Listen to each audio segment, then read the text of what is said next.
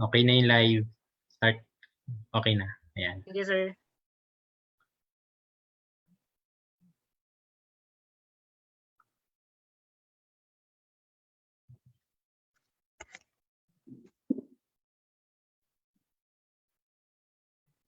Hi guys, good evening. So first time ko tong magturo sa RE tutorial. So if may time ka magkamali ako ng sagot, just correct me and just tell me if I'm too fast. And yun. So let's start.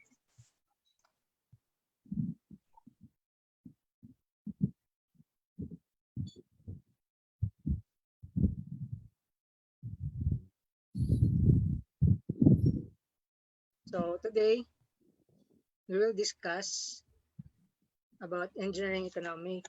So sa subject na to, which is lalabas talaga every board exam. So we need to give focus sa mga concepts. So for example, we have simple interest. Dapat kabisado natin yung simple interest, yung annuity, yung depreciation. So sa annuity at depreciation, may mga calculator techniques na magagamit natin. So, and also, there are points to remember in dealing econ topics.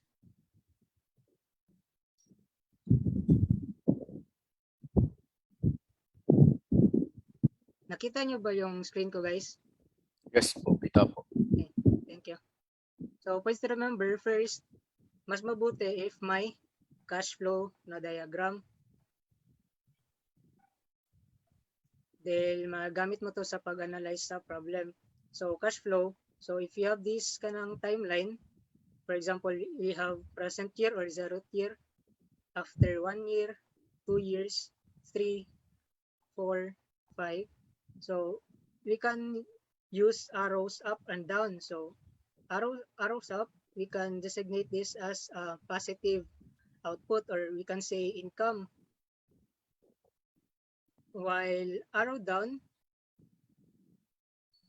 is negative output, we can say pwede itong expenses or yung mga investment mo, yun, while arrow up yung income mo or yung money na makukuha mo. Second point to remember sa econ na topic is you can only add or subtract money at the same year or at same time or same time period.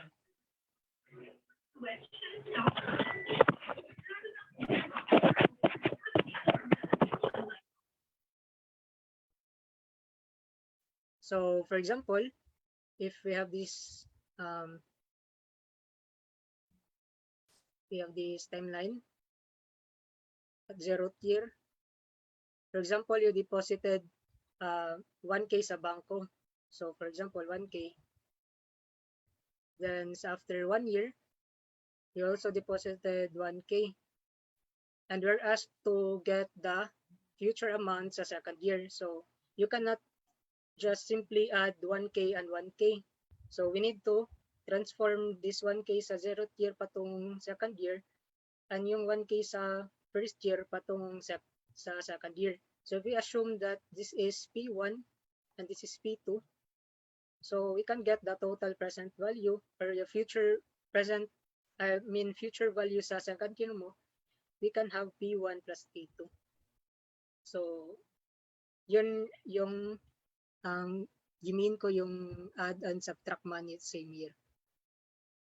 So let's start sa simple interest. So simple interest is interest based on only on the principal amount. So we have given expression I equals PIN. So this capital I represents your interest. This P represents your principal. Small letter I represents your interest rate. Wire N represents your time or time period. So we have two different kinds of simple interest.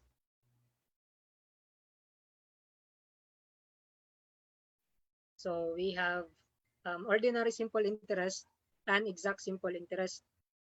Sa ordinary, base ito sa 1 banker's years. So 1 banker's year, we have 360 days. Ito. And sa 1 year, we have 12 months. And sa 1 year, we have 52 weeks. So sa exact simple interest naman, sorry, nagkamali yung based sa exact ito. So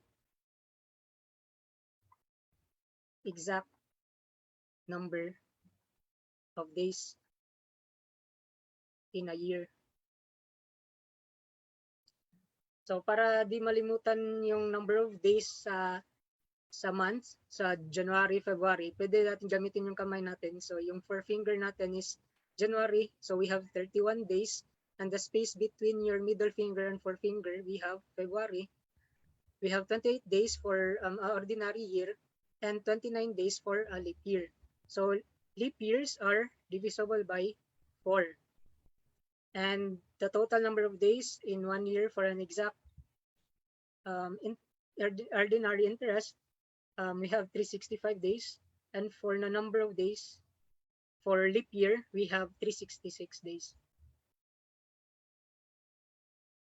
So sample problem number 1.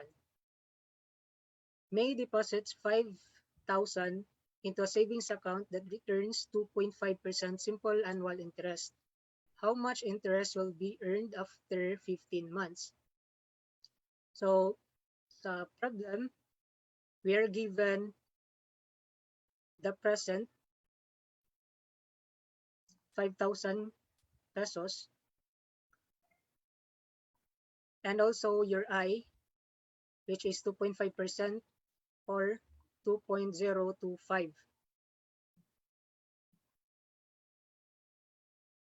And also your N, we're given 15 months. So based sa formula, we can just simply put F equals P times 1 plus IN. So sa makikita nyo sa choices is 5,000 up yung nasa choices. So sa choices, we can assume na ito yung mga future wealth ng 5,000. So for P, we have value of 5,000. 1 plus your interest rate, we have 0.025. And your N, each is 15 months all over 12 months. So kung ano yung given 15 months, so dapat yun din ang unit ng denominator mo para mag-cancel out din. So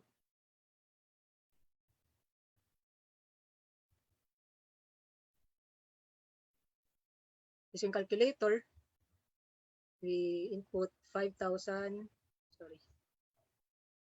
so 5,000 times the quantity 1 plus 0.025 times 15 all over, 15 over 12.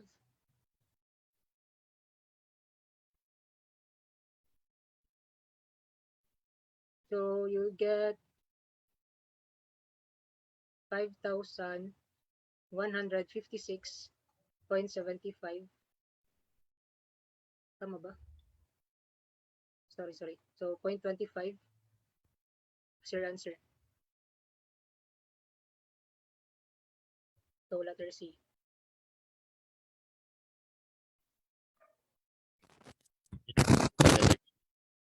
Okay lang guys? Hello po. Engineer. Letter B po. Letter B. Sorry. 25 po kasi. Nilito ako sa 75-25. Thank you. So sa letter B. So second number, a man deposits $725 into a savings account that pays 2.3% simple annual interest. Find the interest earned after 18 months. So you have deposit of $725. So this is your present worth that pays 2.3%. So wait. So that is your I, which is 2.3%. And we're asked about the interest earned. So interest after 18 months. So we have N, 18 months. So I, PIN, substitute values 725 and 0.023. And your N, which is 18 months over 12 months. So you have values of, for the interest, we have value of 725 times 0.023 times 18 over 12. So we have 25.01 as our interest earned. So ito yung earned na interest after 18 months. Engineer, hello po. Yes. Parang medyo mahina daw po yung boses mo sa kanila po. Parang hindi ka daw po nila masyado marinig. Okay. Sorry. So let's go sa next question. Find the exact interest on $3,000 invested at a rate of 4% for 209 days. So we're asked exact interest. So exact interest, we have I equals P, IN still. So sa present natin, we are given $3,000. And sa rate natin, we are given 4% or 0.04. And yung number of days natin, we have 219 days. All over, sa exact days sa 1 year, we have 365 days. So, calculate 3,000 times 0.04 times 219 over 365. We have $72 as our interest. So letter B. Next item. Find the exact simple interest on $500 for the period from January 10 to 2020 to October 28, 2020 at 16% interest rate. So exact simple interest from January 10. So we have January, February, March, April, May, June, July, August, Sep, at October. So sa January, started from January 10. So the remaining days from January 10 to January 31, we have 21 days. Recall na 2020 is divisible by 4, di ba? So this is a leap year. So yung February natin, we have 29 days. Sa March, we have 31, April 30, then 31, 30. Sa July at August, we have 31 days both. And sa September, 30. And lastly, sa October, we have 28 days. So yung total natin na days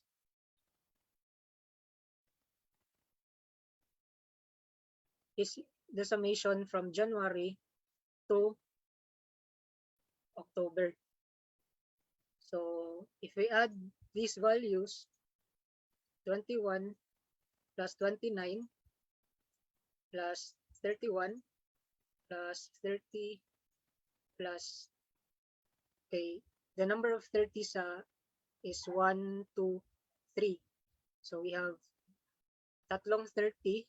Sa 31, 1, 2, 3, 4. So we have 431s and yun. So dito ko lang to. So 31 times 4 plus 30 times 3. We have also 28 sa October. We have total number of days 29. So sorry. 292. So total number of days 292. So simple interest, IPIN. Principal amount we have 500. Interest rate we have 0.16. The number of days we have 292 all over 366. Kasi leap year yung 2020. Using calculator, 500 times 0.16 times 292 over 366. So we have 63.83. So 63.83 as our interest rate. I mean interest lang. That is letter B. Okay lang yung simple interest, guys. Yes, engineer. Kuha po. Nice. So let's move on to compound interest. So compound interest is interest on interest. So we are given sa expression f equals p times the quantity 1 plus I to the power of n. So always nyo tong i-remember kasi magagamit natin to sa problems usually. So we have interest rate period I. So we can express I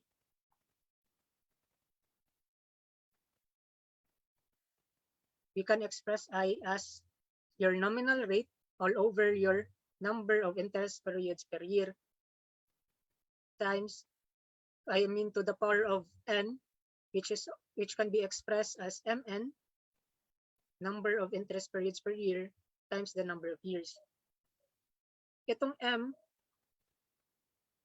dito maglalaro yung quarterly, semi-annually, yung ganyan, yung semi-quarterly. Tapos yung n is number of years.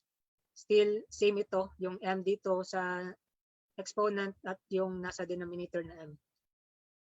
Still, we can use this formula, especially if may compounding na.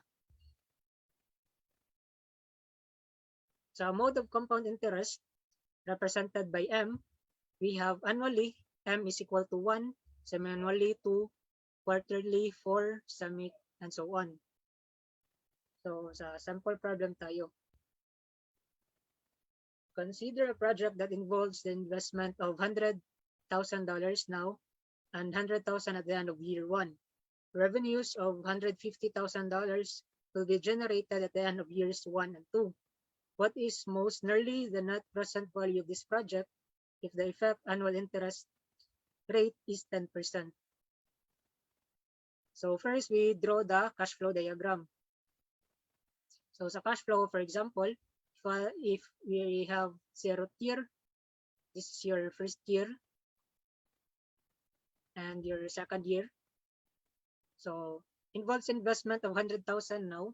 So investment, so you're willing to give or willing to spend. So we have 100K sa 1 year, arrow down. At sa year 2, now which means 0th year.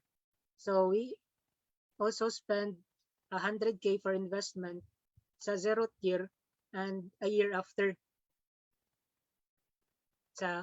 After sa investment mo, may revenues ka na 150K at the end of the first year and second year.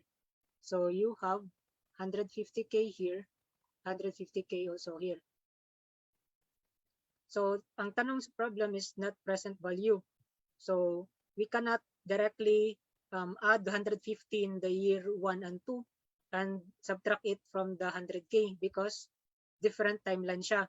So dapat we transfer this 100K patungo sa present time, assume this as P1, and we also convert this 150K sa year 1 patungo sa present. We can say that this is P2. And lastly, yung 150K mo sa year 2, we can say this is P3. So, ang total na present amount mo is yung 100K. So, you don't need to convert 100K at present time kasi nasa present time natin tayo nag-add at subtract.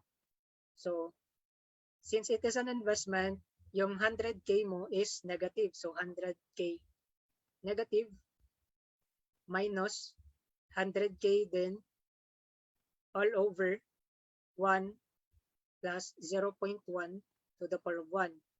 Saan nanggaling to?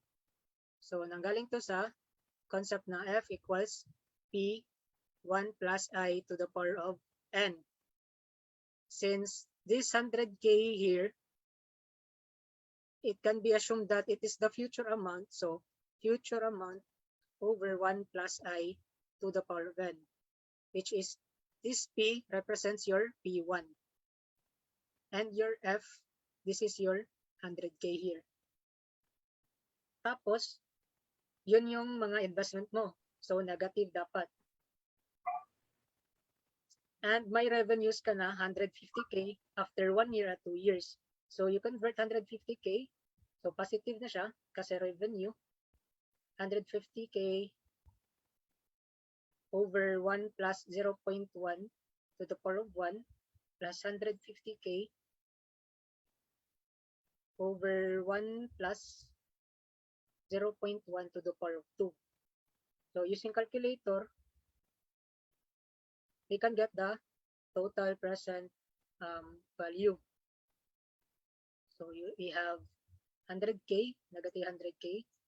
We can simply say negative 100 kasi 1,000. Let's just multiply 1,000 after sa final answer. Over 1.1 to the power of 1. Then you add 150K all over 1.1 still. Tapos plus 150K over 1.1 to the power of 2.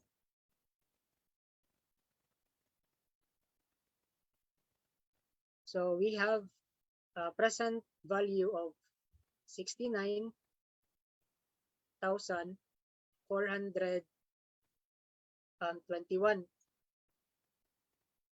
Or pwede natin sabihin $69,500.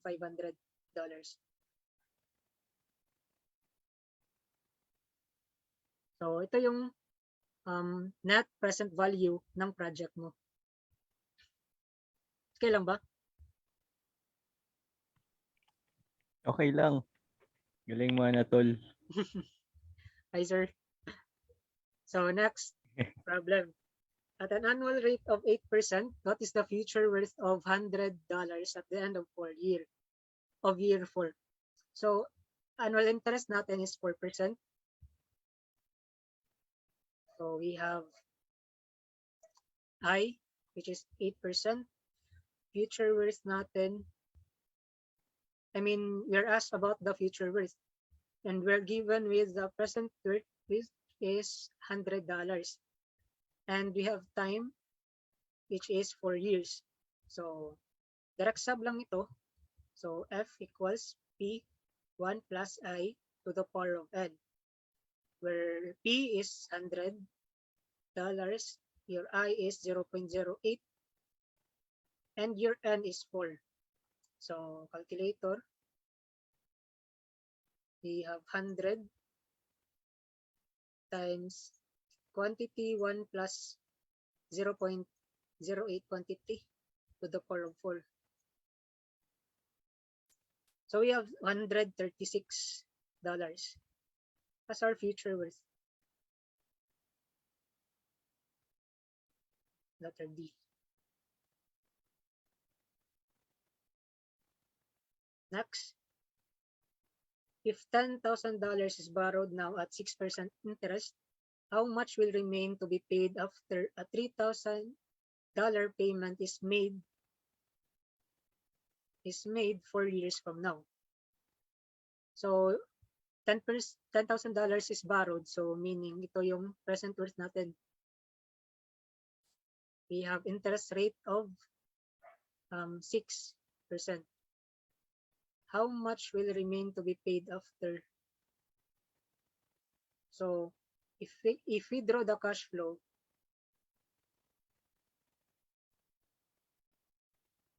borrowed now, so this is the 0 tier, 1, 2, 3, 4. I'm sorry.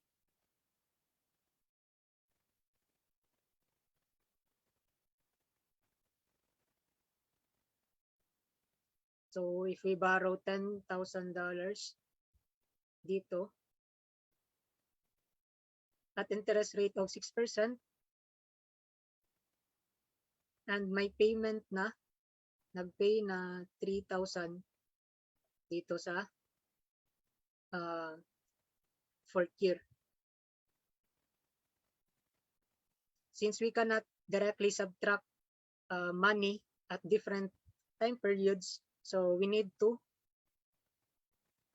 convert 10K from the present year patungo sa 4th year. So we need to get the future amount of 10K. So we have the formula F equals P1 plus I to the power of N, wherein your P is 10K, 1 plus your interest, which is 0.06, and the number of years, 4. So future, we have 10K times 1 plus 0.606 to the power of 4. So we have 12,624.77.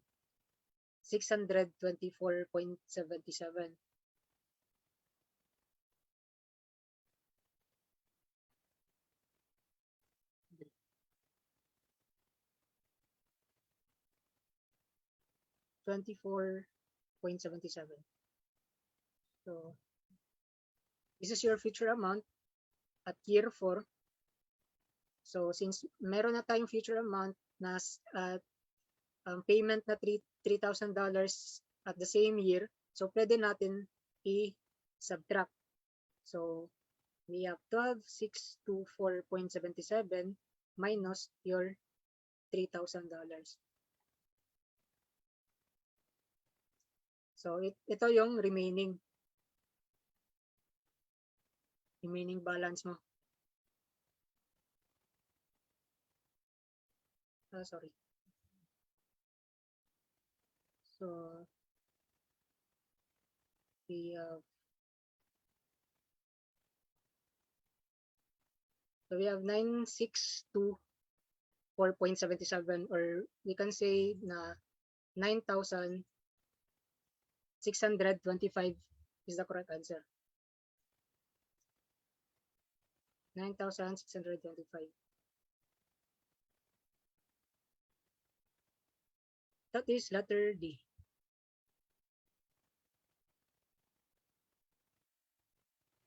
Next question. If the sum of 15,000 pesos is deposited in account earning interest rate of 12% compounded quarterly, what will be the principal at the end of 10 years? So we're asked huwag kayong malito sa question na principal, but as you can see sa choices, mas malaki pa sa 15,000 yung nasa choices, di ba? So we can assume na mga numbers na ito is baka future worth. So we can use the future worth formula. So ito. And we can express also I as your nominal rate all over your M or your compounding period. And you can express letter N as M times capital N or number of years. So sa present, we have 15,000.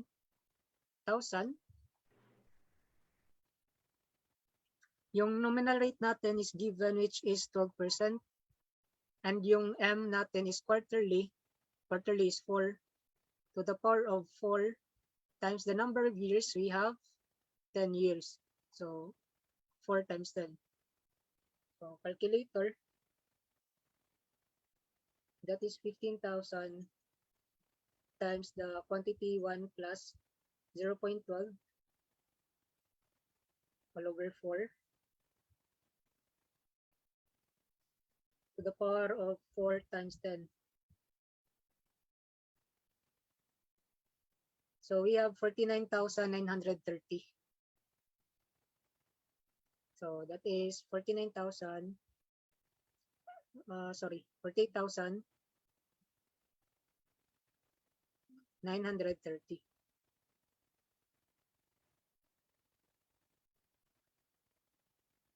So we have B as our answer. So sa last problem sa compound interest, same lang yung ano tawag dito, yung question, di ba? Sa first is pinapahanap yung future worth after 10 years. Sa dito naman is find the total interest earned after 10 years. So now that future is equivalent to present plus the interest. We have present worth of 15,000, and we are asked about your I.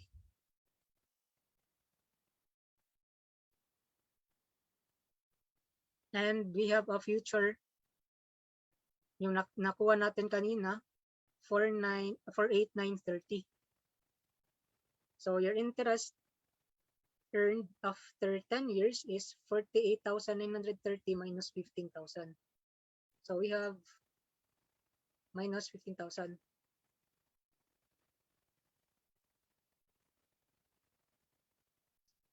So we have interest of 33,930.57.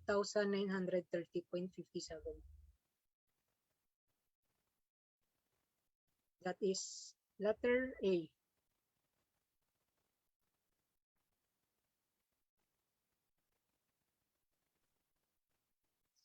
So let's move on to effective rate of interest. So effective rate of interest is the rate actually earned on an investment or paid on a loan as a result of compounding the interest. So ERI or interest rate of effective rate of interest can be expressed sa formula na to. So we have nominal rate na NR and compounding period na M to the power of M only. Wala na yung capital N. So example, a person pays interest on a loan semi-annually at a nominal rate of 16%. Find the effective interest rate. Okay, whereas sa effective interest rate. So effective interest rate or ERI, we have your NR, nominal rate na 0.16 all over. Since it is compounded semi-annually, we can use 2 as your M, or compounding period, to the power of 2 minus 1.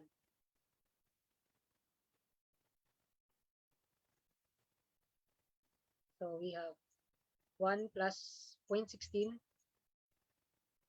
over 2 to the quantity to the power of 2 minus 1.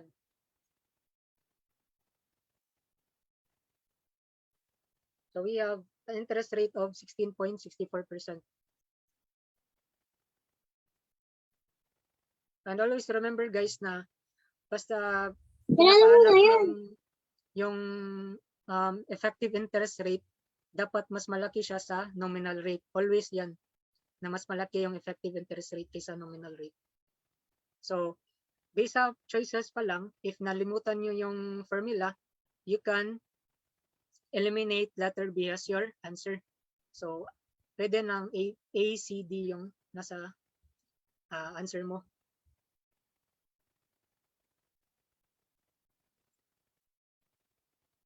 Next question.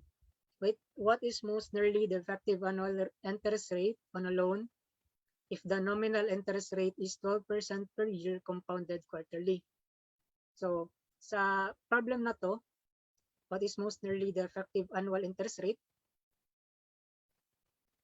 So, we're asked about the ERI annually.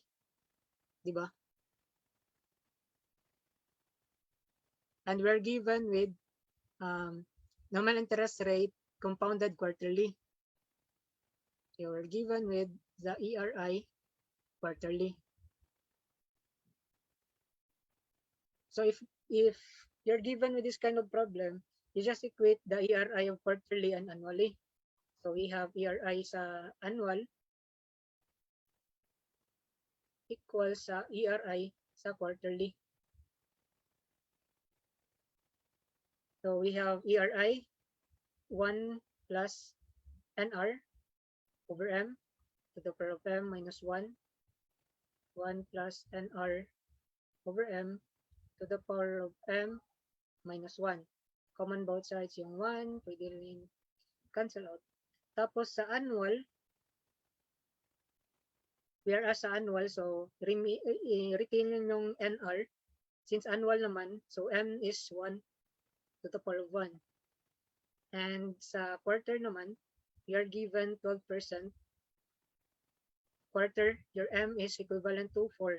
So yung M is 4. So using calculator,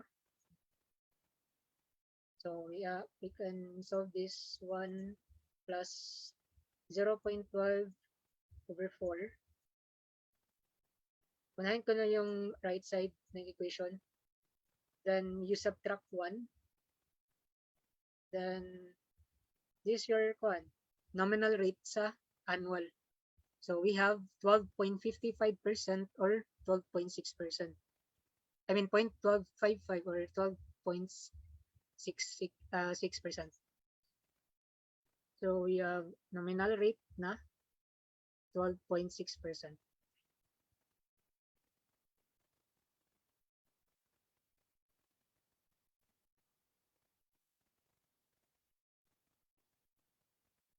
So let's continue. Sa continuous compounded interest or continuous compound interest. Express lang to siya sa F equals P times the natural number E to the power of IN. So yung I natin is interest rate and yung N natin is yung time period natin or period. And also, we're given equation sa effective rate ng continuous compounding, which is E to the power of I minus 1. Yung E is natural number. And then your I is your interest rate, then fixed na minus 1. So for problem number 1, find the amount a person should invest in a fund that will pay 9% compounded continuously if he wishes to have 10,000 pesos in the fund at the end of 10 years.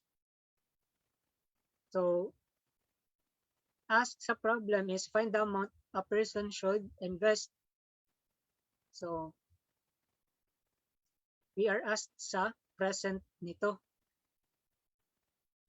And he wishes to have 10,000 pesos at the end of 10 years. So, this is our future. So, using the formula sa compounded continuously, ito yung keyword natin.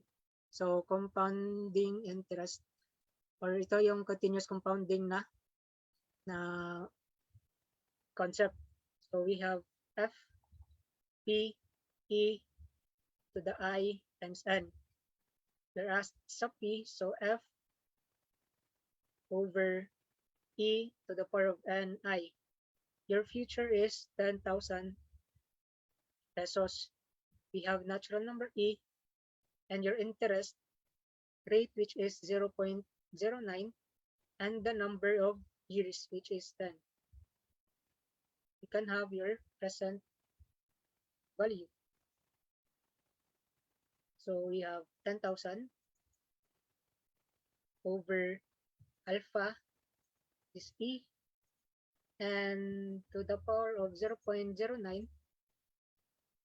times the number of years, which is 10. So we have present value of 4,065.70. So that is letter C. So we have 4,065.70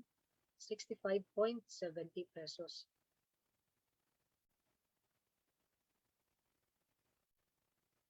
Next, a bank advertises an interest rate of 4.6% per annum with continuous compounding. Find the effective annual interest rate. So we're asked sa ERI nito. So basta continuous compounding, that is e to the RI minus 1 lang. So e to the power of 0.046 minus 1. So we have an effective interest rate of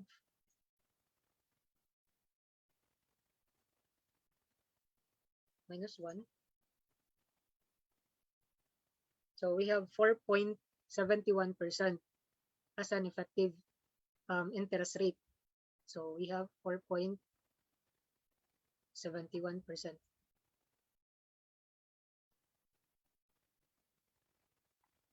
As you can see, mas malaki talaga ang effective interest rate kaysa sa normal or nominal rate lang. So, okay lang na okay lang ba, guys? Right, sir, engineer. Nice. So let's continue sa annuity. So annuity is a series of equal payments made at equal interval of time.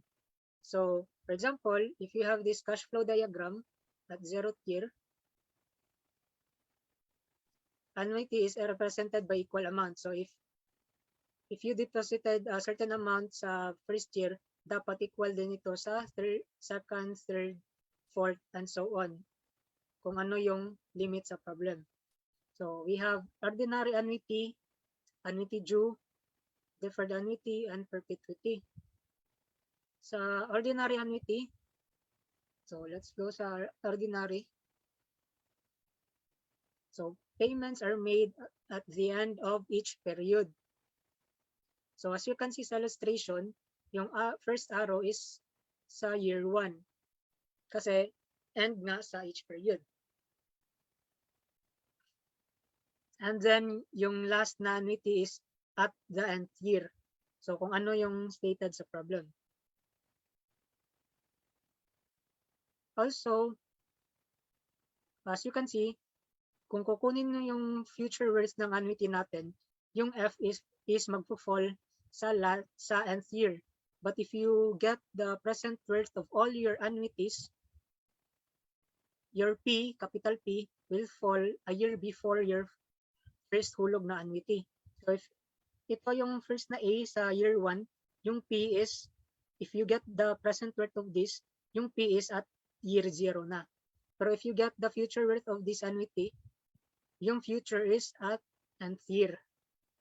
Yun yung pagkakaiba. So ito yung long way sa pagkuha ng future worth at ito din sa present worth. But we have an alternate formula or alternative na ito yung formula. We have P equals the summation of your annuity over the quantity 1 plus I to the X, where X is from 1 since ordinary ito, since nag-start yung annuity sa end ng first year. Tapos mag-i-end siya at nth year. Sa pagkuha naman sa future is you just need to use the concept of compound interest, yung future worth. So F equals P times the quantity 1 plus I to the N. So para madali, we can use the alternate formula. So first problem, with a 12% interest rate, approximately how much money must be invested today in order to withdraw $1,000 per year at the end of each year for 10 years. So if i-draw natin to,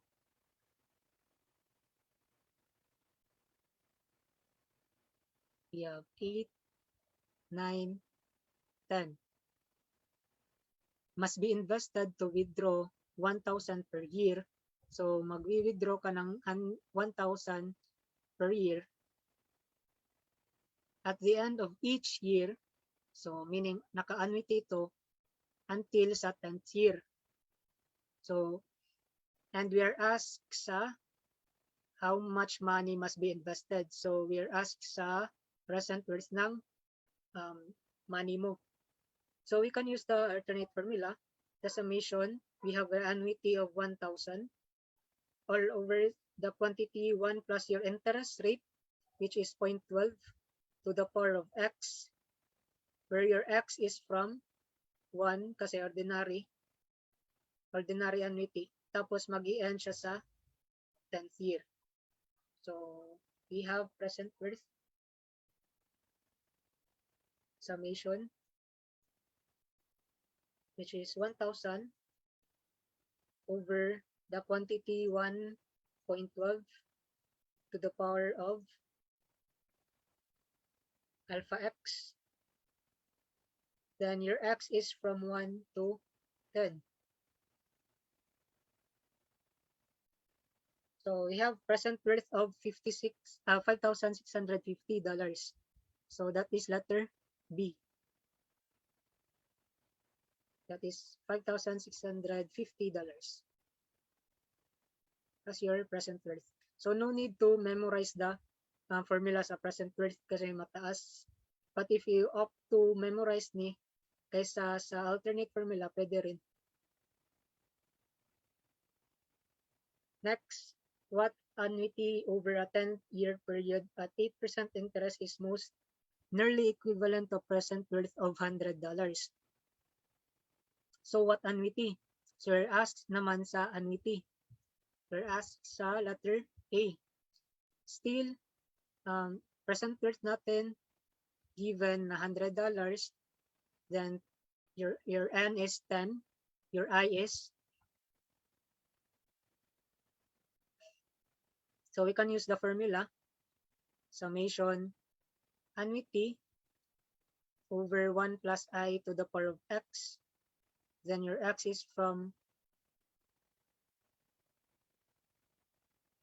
1, then patungong 10th year.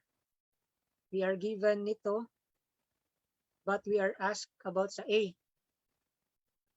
Since hindi naman maapektuhan yung summation if we get A from the equation, so pwede natin i-express as ito.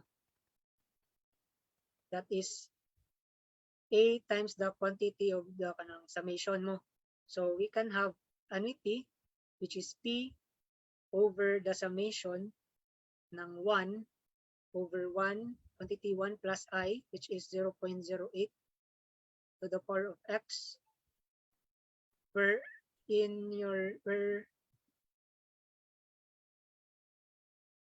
x is equal to 1 and your N is equivalent to 10 and P is equivalent to $100.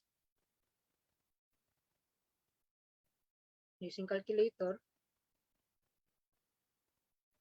can have 100 all over the summation from 1 is quantity 1 plus 0.08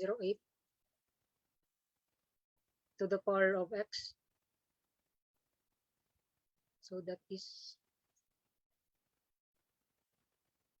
alpha x. That is from 1 to 10.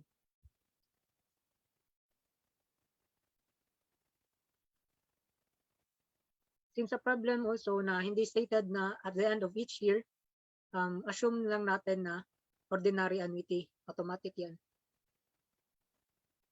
So we have an annuity of $14.90.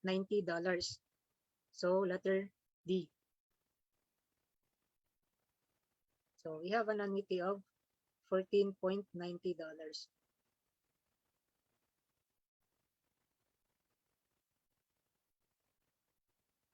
So that is for an ordinary annuity. Next is annuity due. So sa annuity due, payments are made at beginning of each year. So yung A natin, yung first A natin is located at 0th year. Say made at the beginning. So ang entry natin is n-1.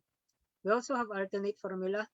So same process or same format. We have A here, then sa denominator 1 plus I to the x. While your x is from 0 since it is at the beginning of each year. And yung limit natin is until n-1. So if we are given with 10 years, yung limit natin is 10 minus 1, so we only have a limit of 9 if we're given with 10 years.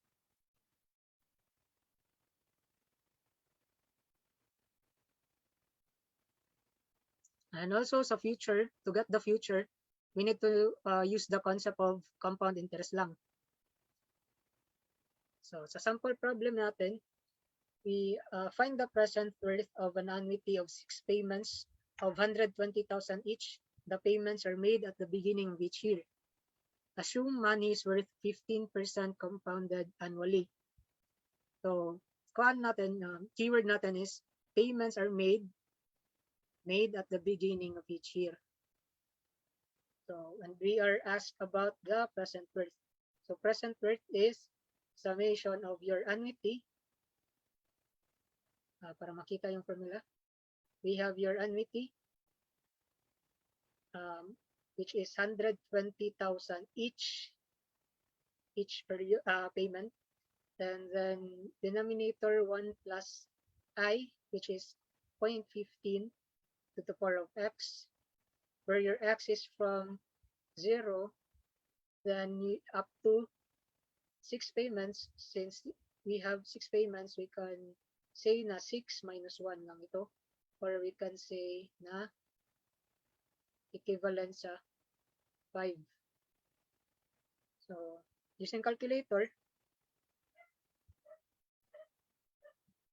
we have 120,000 over 1.15 to the power of x. Then 0 from 0 to 5 kasi 6 minus 1. So we have value of 522,258.61 or approximately 522,260. That is letter A. So we have present worth or present value of 522,260.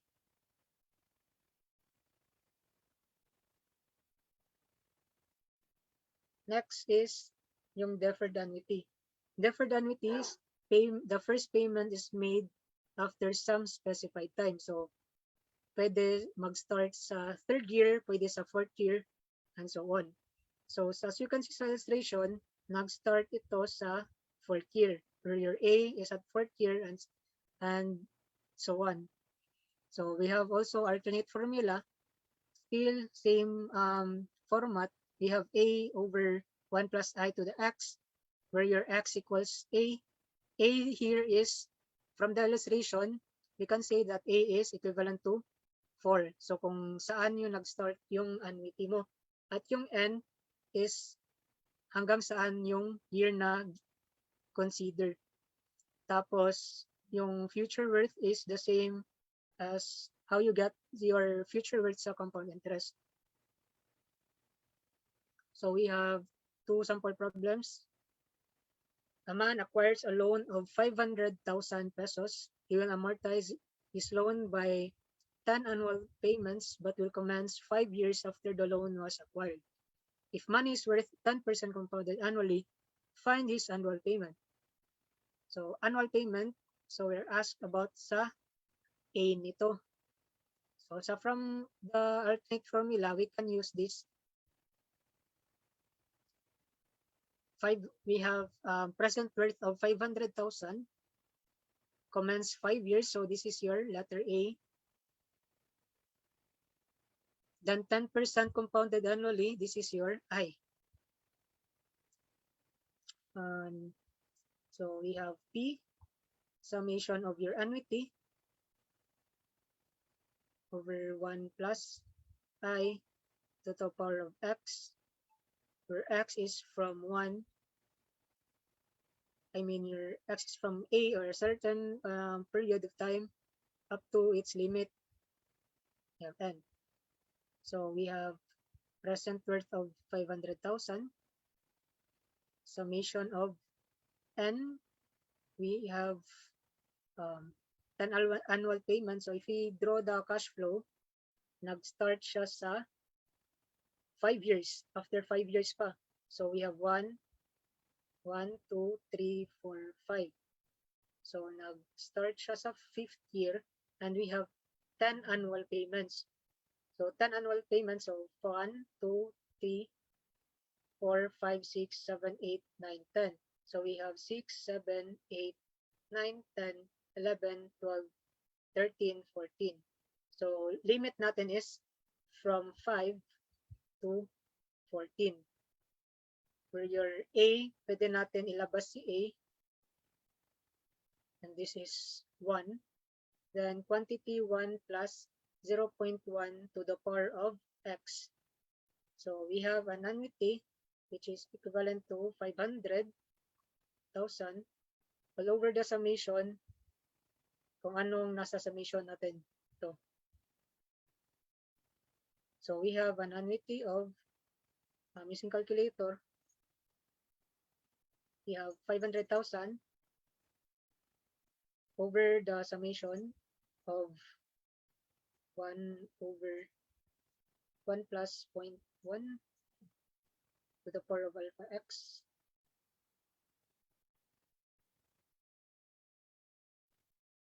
That is from 5 to 14.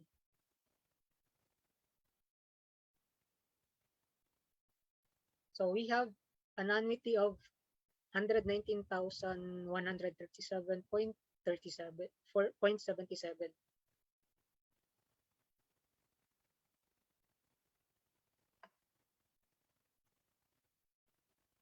So we have 119 and 107.77.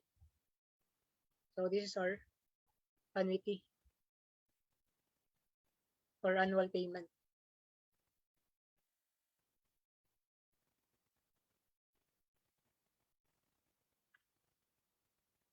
Next, a man pays 15,000 pesos annually starting at the end of 5th year until at the end of 10th year. 20,000 annually at the end of 11th year until the end of 15th year, and 35,000 annually for the succeeding 5 years. With 10% interest, what annuity should he pay for 20 years to settle that amount equally? So for this type of problem, mas mabuti if we have the cash flow.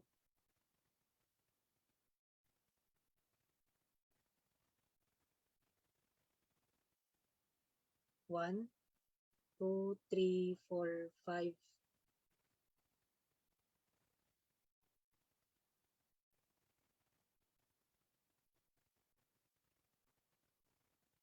So sa end ng 5th year until the 10th year, this is your amount, diba? This is 15,000 pesos, 15K. And also sa 11th year, 11, 12, 13, 14, 15, a man pays 20,000 pesos. This is for the 11th year padung sa 15th year. And lastly, sa succeeding 5 years, which is 16, 17, 18, 19, 20,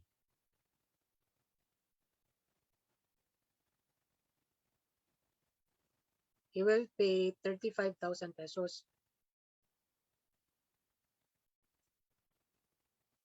So, ang tanong, what annuity should he pay for 20 years to settle that amount equally. So what if he deposited an equal amount? So for example, if this is your time zero, patong 20th year, magkano daw yung annuity na dapat, since annuity, so magkano daw yung equal amount na i-pay niya from year 1 patong 20th year. So yan ang question. So before makuha natin yung A, yung annuity, we need to get the present worth of all these annuities, deferred annuities, di ba? So we can say na yung 15K we have P1, this is P2, present worth ng 35K is P3. So we can say na total present worth we have P1 plus P2 plus P3, where P1 is the summation of your annuity. We have 15K, di ba? Over 1 plus yung interest is 0.1 or 10% to the power of x, where your x is from 5 patungong 10. Di ba? And your P2 is equivalent to the summation of 20,000 over 1.0.1x. That is from the 11th year patungong 15th year. So lastly, we have summation 35,000 over 1.1 or 1 plus 0.1x. Since it started from the 16th year patungong 20. So we can get the total present amount nito. So we can have summation, medyo mahaba yung solution. So we can have 15,000 tapos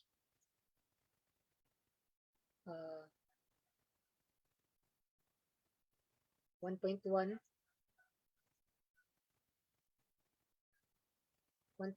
to the power of alpha x, where x is from 5 to 10. Then add naman ulit na summation for the 20,000. So that is 20,000 over 1 plus 1.1 to the power of alpha x. That is from the year 11 up to 15. Then lastly, the summation sa 35,000. So you have 35,000 over 1.1 to the alpha x. Then that is from 16 to the 20th year. So we have present amount of 105,600. We have a present worth of 105,612.72. So we have 105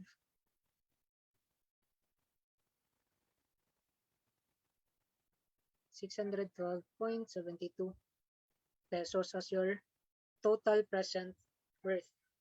Tapos, since nakuha na natin yung P total, we can calculate the equal annuity amount from year 1 to the 20th year.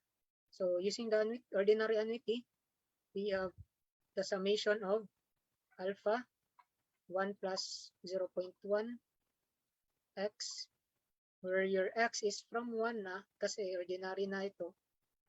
And then yung limit natin is to 20, where your P is equivalent to 105,612.72. So yung annuity natin is, we can say na 105,612.72 over the summation of 1 plus 1.01 to the x, where x is from 1 to 20. So, try natin calculate. So, that is answer divided by the summation of 1 over the quantity 1.1 to the x, and that is from 1 to 20. So we have an answer of 12,405.23 pesos.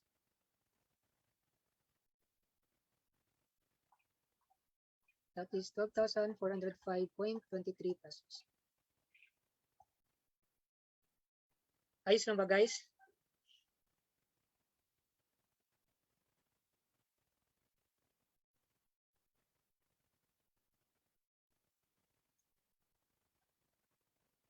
So let's move to perpetuity. So sa perpetuity, payments continue indefinitely. So if you have A here, your A continues up to infinity. So we have N infinity, where P can be expressed as P equals A, your annuity over your interest rate. So the fund is to be donated by a wealthy man to provide annual scholarship to deserving students. The fund will grant 5,000 pesos for each of the first 5 years, 8,000 for each of the next 5 years, and 10,000 for each year thereafter. The scholarship will start 1 year after the fund is established. If the fund earns 8% interest, what is the amount of donation? So we are asked sa amount of donation. So ito is present worth, di ba?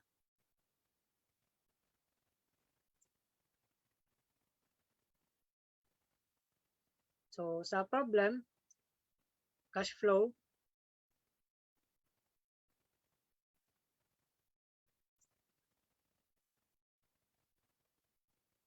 so first 5 years, we have 1, 2, 3, 4, 5. The fund will grant 5,000 each for the first 5 years. So we have arrow for the first 5 years, that is 5,000 pesos. 8,000 for each for the next 5 years. So that is 6, 7, 8, 9, 10.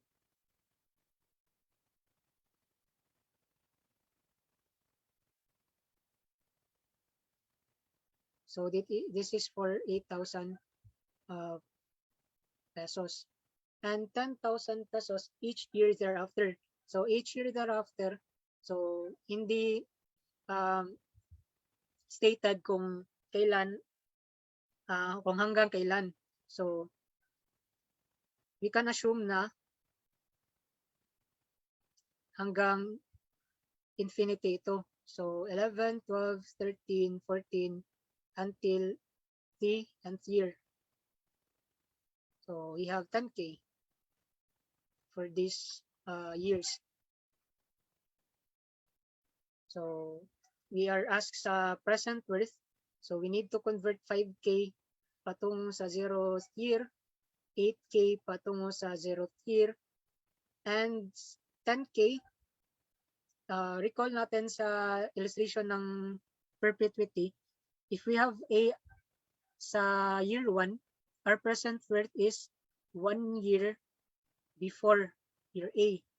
So if we convert this perpetual annuity na 10K, our present worth will be located, present worth natin is located sa 10th year. Diba? So we can say na itong 5K is P1, 8K is P2, ito P3, and we need to convert P3 sa present worth niya at 0th year. So we can say this is P3 prime. So, sa formula, we need to get the total present. That is the summation of P1, P2, P3 prime, where your P3 prime is the present worth. Recall yung concept natin sa compound interest. This P here is just the same sa P3 prime mo. So we can say na P3 prime ito at yung future worth mo just the same sa P3 dito. So we have P3. Then 1 plus I to the n. So we can express P3 prime as P3 over 1 plus I to the n, where your n is 10. Diba? That is from this point. So magmo-move siya ng 10 units. So that is 1, 2, 3, 4, 5, 6, 7, 8, 9, 10. So that is 10. And your P3 is the present worth of your perpetual annuity. So we can express P3 as A over I, that is all over 1 plus I to the 10. Since 10 units away siya sa present worth at year 0. So sa P1 natin, so this 5K follows ordinary annuity. So we can say na 5,000 over 1 plus your interest rate is 0.08 to the power of x, where your x is from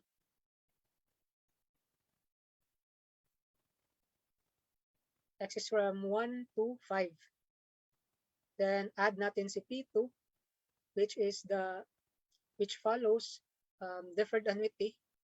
So we have 8,000 over 1 plus 0.08 to the power of x. That is from the 6th year up to the 10th year. Then lastly, yung P3 prime natin, which is annuity natin na 10,000 over your interest natin is 0.08, then 1 plus 0.08 to the 10.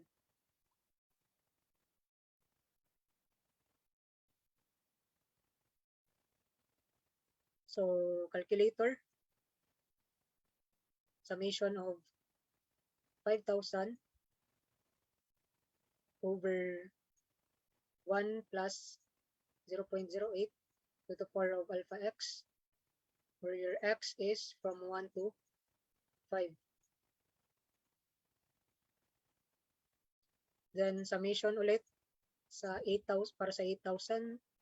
So we have 8,000 over the quantity 1.08 to the power of alpha x, where x is from 6 to 10.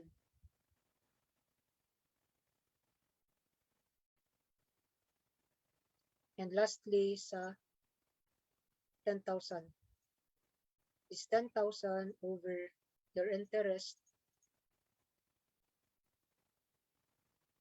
and then 1 plus or 1.08 to the power of 10.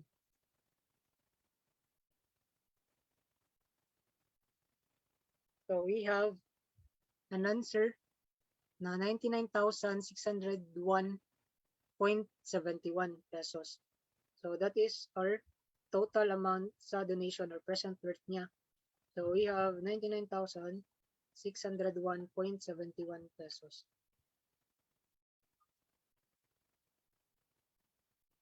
So ginawa natin is convert natin yung 5K na annuity patungong present time 0 at 0th year, at convert din natin yung annuity na 8K patungo sa 0th year, at yung perpetual annuity na 10K, we need to get the present worth So present worth niya is dito sa 10. Then sa present worth niya siya from 10th year patungo sa 0th year. Then we do summation sa P1, P2, and P3 prime.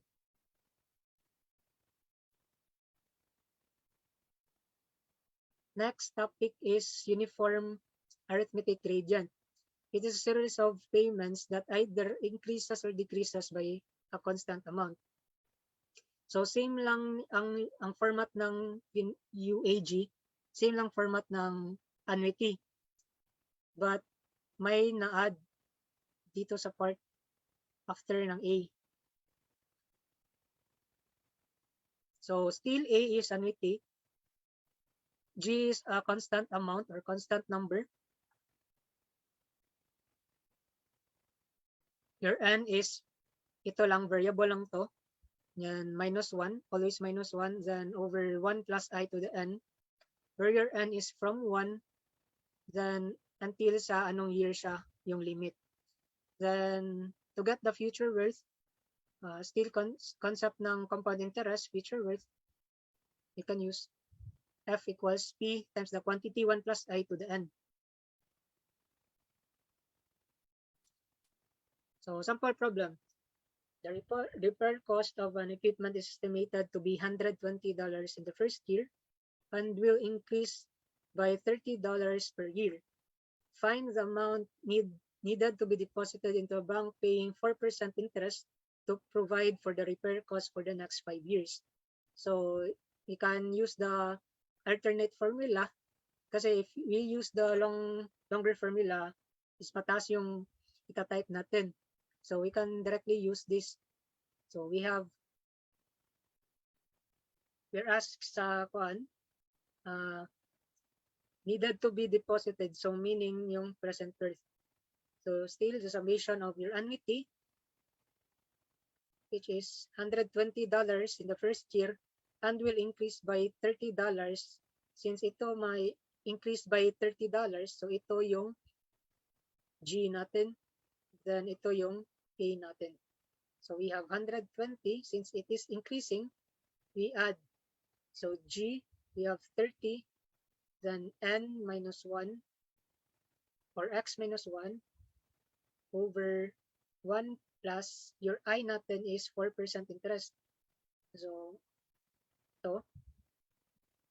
Then N is from 1 up to the next 5 years.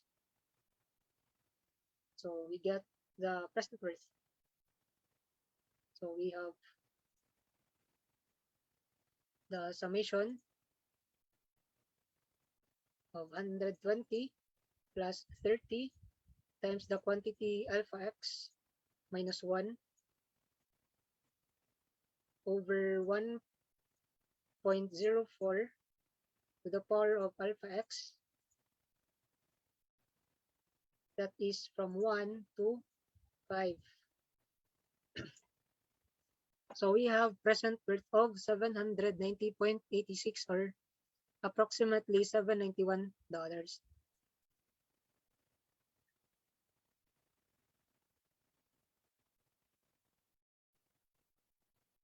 So seldom lang to lumabas yung mga ganito, yung uniform arithmetic gradient. But still, mas mabuti if we study about this. In case lang na lumabas. Kasi easy lang yung formula eh. Same lang sa annuity. So next is uniform geometric gradient. Sa uniform geometric gradient, payments that either increases or decreases by a fixed percentage. So as you can see sa illustration, this is your annuity times your 1 minus plus minus R. So it either increases or decreases. Depende sa problem. So ito yung shorter version ng formula. At still, to get the future worth, you need to use the concept of compound interest. So problem. The maintenance cost of a machine in the first year is $100. If the maintenance cost is increasing at a uniform rate of 10% per year, find the present worth of the cost for the first 5 years. Money is worth 8% compounded annually. So maintenance cost of a machine the first year is $100. So we can say that this is your annuity, and increasing at a rate of 10%. So this is your R rate. And we have for the first 5 years. So these 5 years serves as our time period, which is N. And 8% compounded annually is our interest rate. And we are asked the present worth sa maintenance cost sa machine. So we have still plug and play. We have annuity of 100. Since increasing, we have plus 0.1 to the power of n minus 1 all over 1 plus I, which is 0.08 to the power of n, where your n is from 1 up to the 5th year. So note natin na sa numerator R yung nasa numerator yung R, while sa denominator yung interest rate natin na I. So using calculator, we can get the present worth. Still summation, the numerator is equal to 100 times the quantity 1.1 to the power of alpha x minus 1 over 1.08 to the power of alpha x, where your x is equal, where x is from 1 to 5. So we have present worth of $480.43. So that is letter C.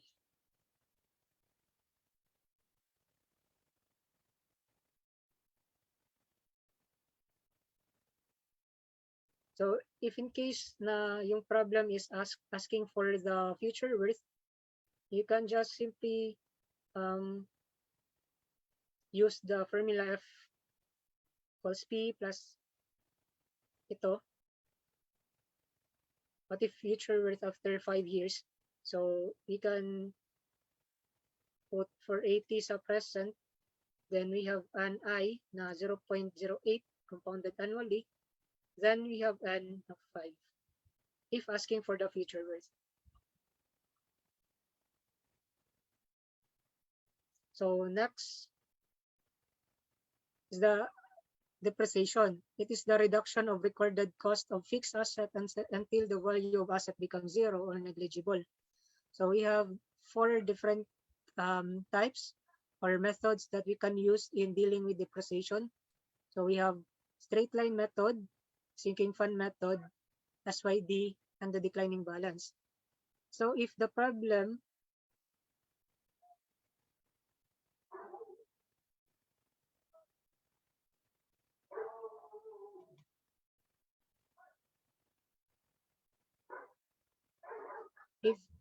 has no interest rate or not given letter I, yung small letter I, we use the straight line. Straight line method. But if the problem has interest rate, given interest rate, we can use directly sinking fund method. Unless specified kung SYD ba siya or declining balance, pwede. So ito yung dapat natin i-remember. If the problem has no interest rate, we use straight line method. Well, if the problem has interest rate, we use sinking fund. And if it has no interest rate given, we use straight line method. So for depreciation, we have calculator technique. For straight line, charges an equal amount of depreciation to each accounting period. So we can say na itong CO dito is your first cost sa machine ba or operate or any equipment. Then CN is the book value at the end year or anong value ng equipment mo at that time period. DM is your total depreciation at that year or any given period. Yung N is the life of your machine or pwede itong tinatawag nating salvage value. So for straight line, we can use mode 3-2 for straight line method. First problem, an equipment cost 10,000 pesos with a salvage value of 500 at the end of 10 years. Find the book value at the end of 6th year using straight line method of computing depreciation. So we have mode 3-2.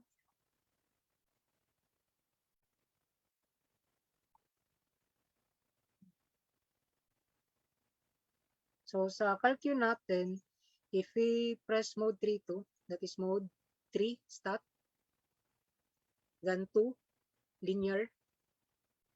So makikita natin two columns X and Y. So your X will serve as the years and your Y will serve as your amount or money. So sa problem, equipment cost 10,000 pesos. So at now or at present time, yung value ng equipment is 10,000. And a salvage value of 500 at the end of 10 years. So ito yung nasa dapat makita natin sa calculator natin. So we have 0, 10. Then sa 0 tier, we have value of the equipment 10,000. Then salvage value niya after 10 years, we have 500. Then the problem asks for the book value sa 6th year. Makikita natin itong 10,000 dito, ito yung mga book value niya. Ito 500. So book value niya after 10th year is 500. But we're asking sa 6th year. So 6th year, how much is your book value? So we need to find the book value 6th year. So equals, then press AC, shift 1, then 5, then Y hat, then 6, since we are asking or we're looking for the book value sa 6th year. And we're left with $4,300 pesos. So sa book value niya 6th year is 4,300 pesos. So mode 3-2 lang to. So next problem, an equipment cost 10,000 pesos with a salvage value of 500 at 10 years. Calculate the annual depreciation cost by straight line formula. So same problem lang sa first. Sa first is we're asking sa book value niya. But sa second problem, it was asked about the annual depreciation or yung letter D. So mode 3-2 still.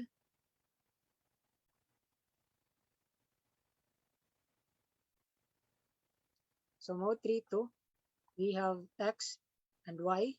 So it's a problem, we have 10,000. Then 10 years, at the end of 10 years, we have value of 500 pesos. And calculate the depreciation cost. To get the depreciation cost, what if we are looking for the book value after year 1? So same data lang. So 1, shift 1. So we have book value of 9,000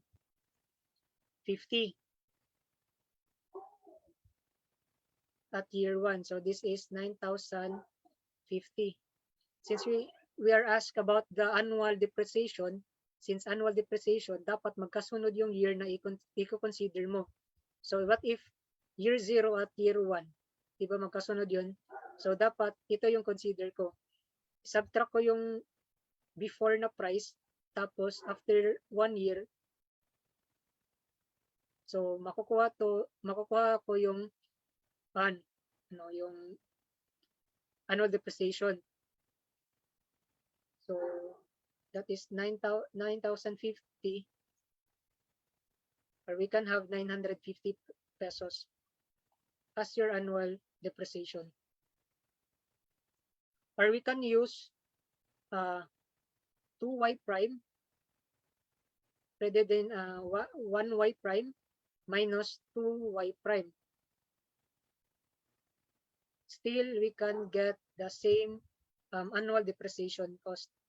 That is 1 shift 1 5 y hat minus 2 shift 1 5 y hat. So still 950 pesos yung annual depreciation kasi straight line lang siya. So it forms a line. So yung constant lang yung depreciation niya. Rather than 2y prime, 2y hat minus 3y hat, as long as magkasunod yung year na i-consider mo. So next is sinking fund method. For sinking fund method, we have an alternate formula. We have this CO minus CN, your first price or first cost. Then your CN is your cost at the nth year or salvage value. Then the summation of your depreciation, small letter d. And we have the quantity 1 plus I to the power of x, where x is from 0 until n minus 1. Then your DM, we had DM. DM is the total depreciation cost. So ito yun. It forms an annuity, itong mga letter D. And to get the capital D, you need to use the future formula for annuity. For ito, we have D times ito.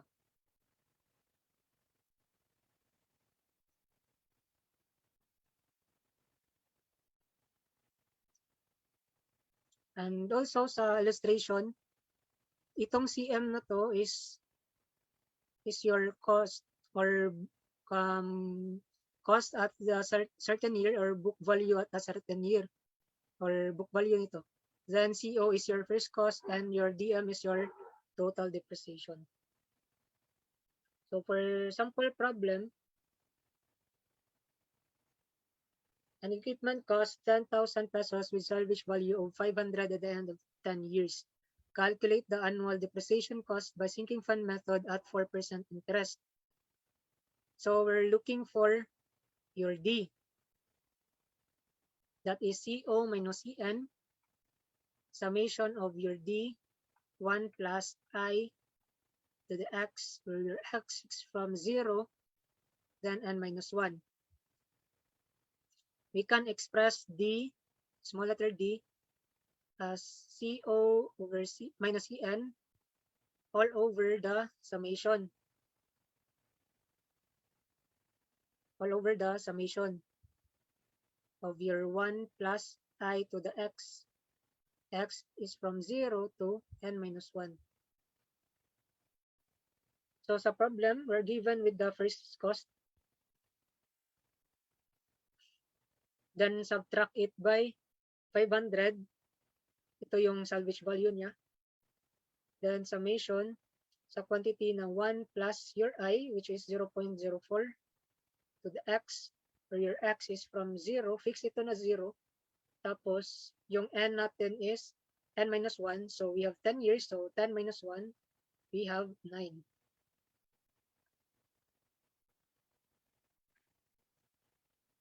So we get the is 10,000 minus 500 over the summation of 1.04 to the power of x.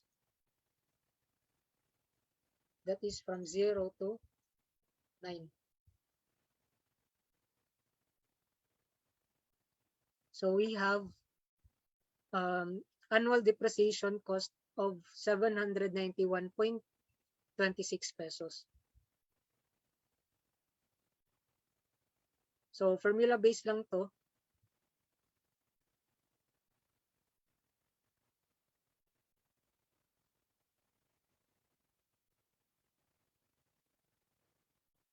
Once ma-memorize niyo no yung alternate formula, is madali lang yung pag-approach niyo sa problem. So next is problem number 2. An equipment costs 100,000 pesos with a salvage value of 5,000 at the end of 10 years. Using sinking fund method, find the book value after 3 years. Assume your interest rate is at 4% per annum.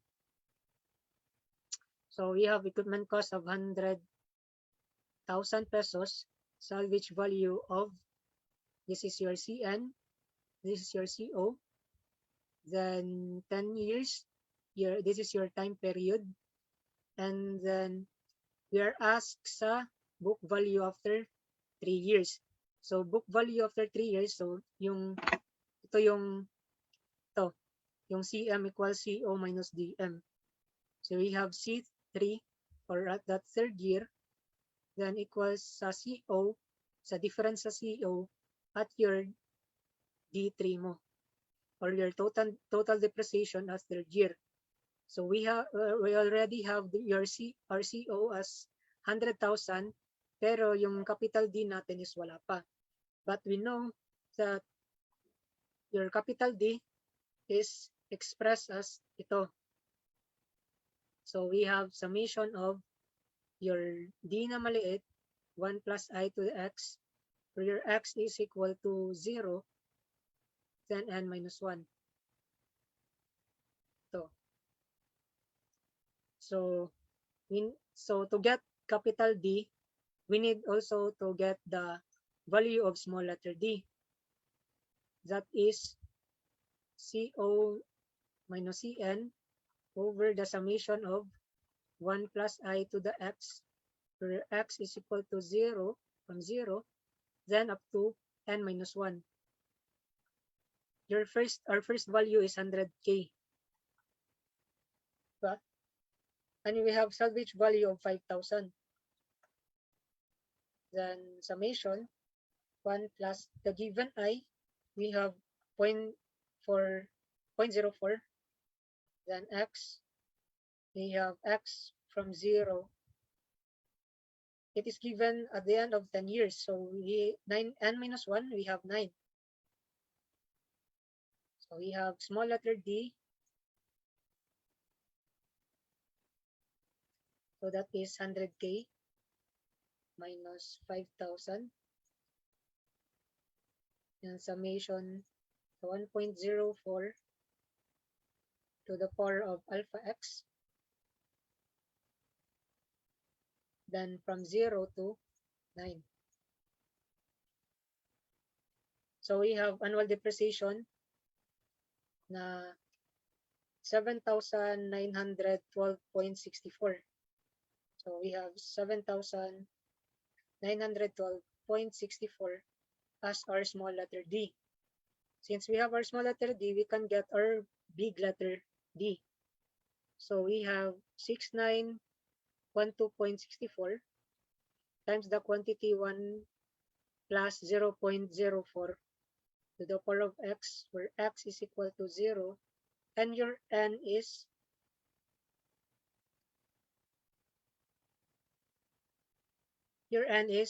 3 minus 1 kasi book value after 3 years lang ang pinapahanap. So we have n as 3, then minus 1. So this becomes 2. So using calcu,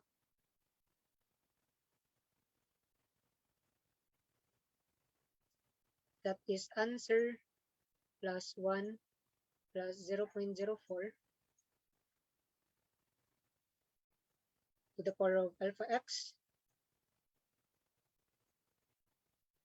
Then we have 0, 2, 3 minus 1 or 2. So we have capital D, we have value of 24,700.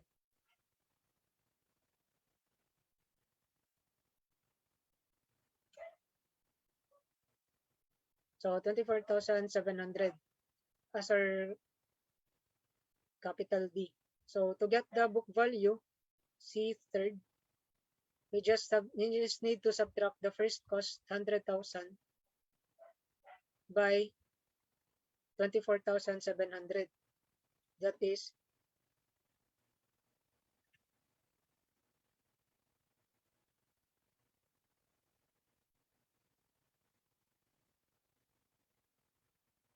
so we have 75,300 pesos.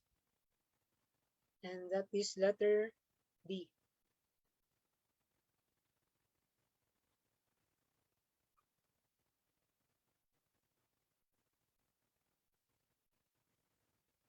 Next is the SYD method.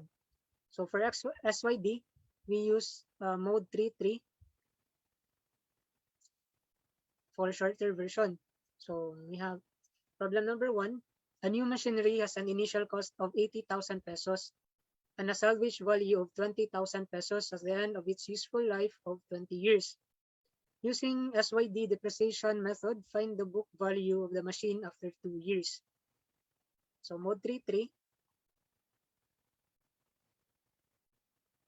So sa CalQ, that is mode 3, then 3. Still, we have 2 columns, X and Y. X is for the years, and Y is for the amount or money. Stated in the problem, we have an initial cost of 80,000 pesos.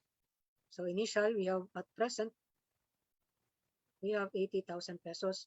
Salvage value of 20,000 at the end of 20 years. So at the end of 20 years, we have 20,000 pesos. We are asked about the book value after 2 years. So after 2 years, magkano daw yung Y hat natin? So for SYD, we need 3 entries sa CalQ. So first row, this is our second row.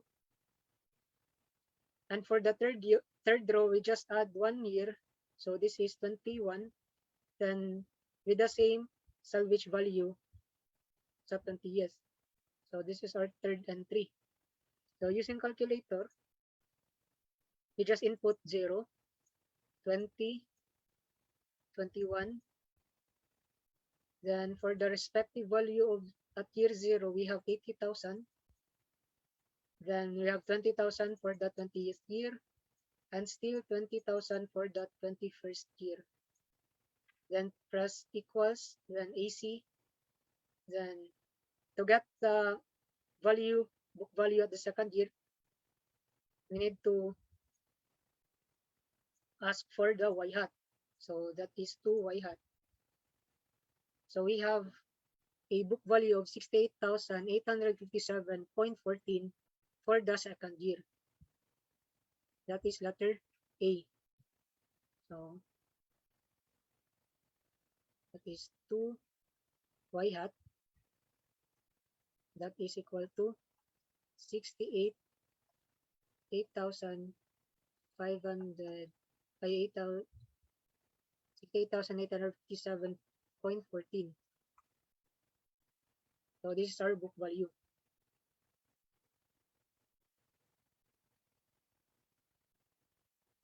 Next, an asset is purchased for 9,000 pesos. Its estimated life is 10 years, after which it will be sold for 1,000 pesos. Find the depreciation in the first 3 years using sum of the years digit method. So still mode 3.3.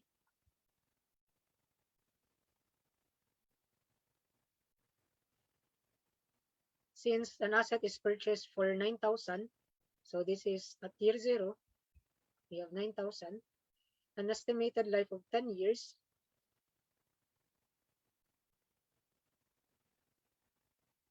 and it will be sold 1,000 pesos. Find the depreciation in the first 3 years. So, ang mga values na to is yung mga book value. So, to get the depreciation, so still we add 1 year after sa 10, so we have 11. Then still copy the salvage value, which is 1,000. So yung total depreciation natin is sa third year is we need to get the book value. So that is, di ba, yung book value CM is equal to the first cost minus your DM, or your total depreciation at any time period. So to get DM, we have CO minus CM. Since the problem asked for the third year, first 3 years, so this is third, then minus C third. So we need to get the book value at the third year, or 3y hat. So mode 3, then input values 0, 10, 11, and its corresponding or respective amounts, 9,000, 1,000, and lastly 1,000.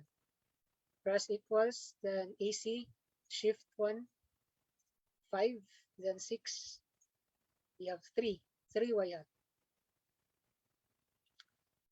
So we have book value of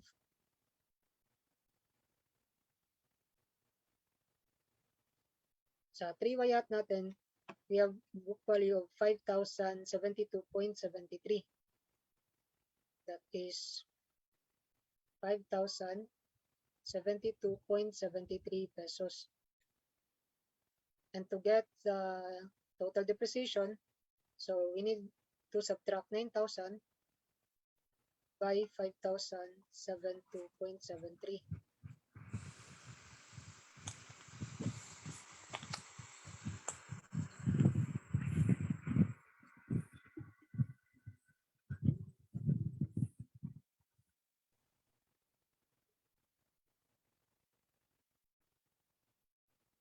So sa calculate natin, we have 9,000 minus the answer. So we have 3,927.27. That is letter C. We have a total depreciation cost of 3,927 pesos.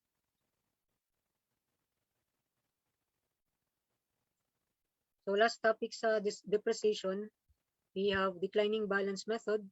The cost of depreciation is a fixed percentage of the book value. So also known as Matheson method. So sample problem. A machine costs 7,350, has a life of 8 years and a salvage value of 350 pesos at the end of 8 years. Find its book value at the end of 4 years using constant percentage declining balance method. So for constant declining balance, we use mode 3.6. So machine cost of 7,350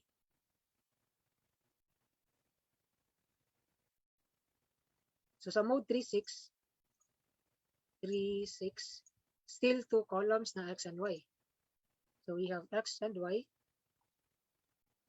This is for the years and Y is for amount or money. So machine cost na 7,350 is our present year and has a life of 8 years and a salvage value of 350 pesos. Find its book value at the end of 4 years using constant declining. So, pinapahanap yung value at 4th year. So, Y hat. So we use our calculator, input value 0, 8. Then sa present, we have 7350.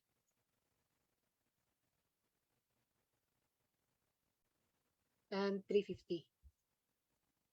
Press AC, then shift 1, 5, 5, and 4 Y hat, since we're asked about the book value sa fourth year. So what we have 1603.90 as our book value. 1603.90 as our book value sa fourth year.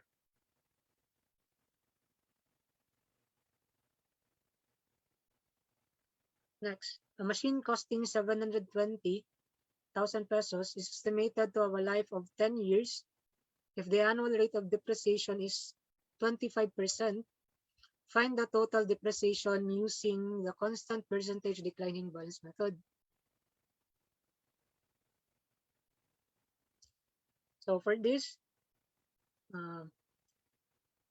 still mode 3.6.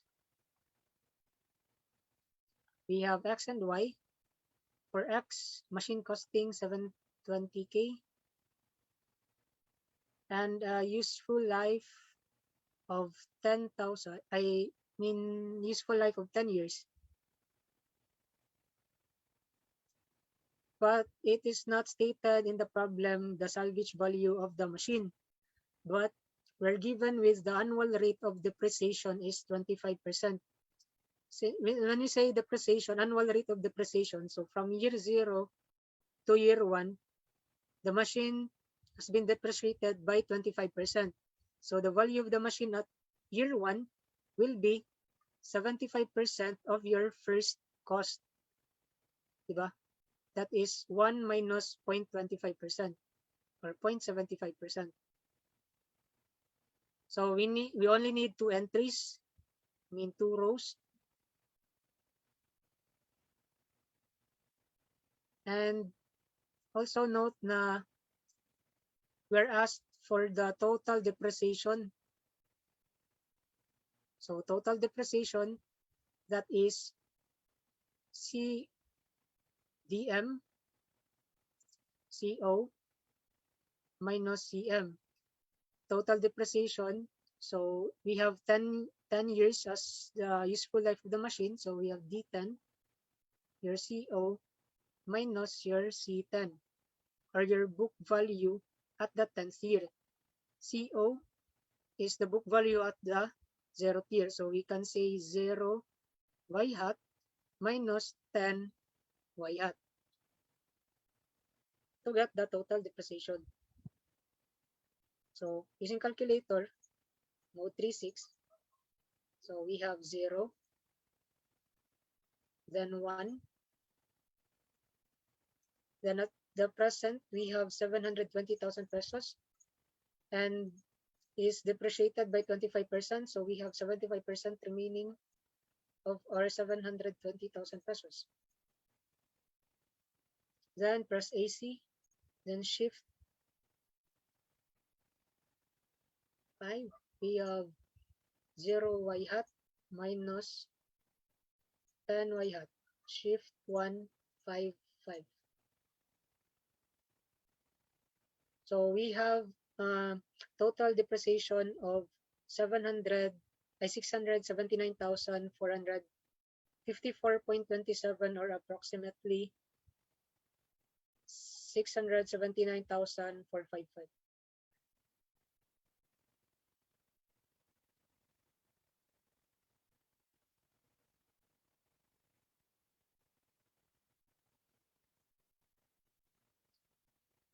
Next question. An equipment costing 60,000 have a book value of 4,000 after 8 years. Find the constant percentage of the declining book value. So we are asked for the constant percentage. Still mode 3.6. We have XY. At present, we have 60,000 pesos. and a book value of 4,000 at the end of 8 years. To get the constant percentage, we need to get the difference of succeeding years. For example, we consider year 1 and year 0. So the difference between 0th year and year 1 over the 0th year. So this is how to get the percentage. So if we use calculator, so we have 0, 8, then 60,000, then 4,000. Then we press AC, then quantity 0 y hat, shift 155 minus 1 y hat, shift 155, quantity, then divide by 0 y hat. That is 0.2872%, or I mean, that is 28.71%. So that is our constant percentage. You can also use 1 y hat minus 2 y hat over 1 y hat. As long as yung ginamit nyo na year is magkasunod. So this is 1, 2. Magkasunod din to, 0th year at the 1st year. So next is inflation. It is the rise of prices of goods and services over a period of time.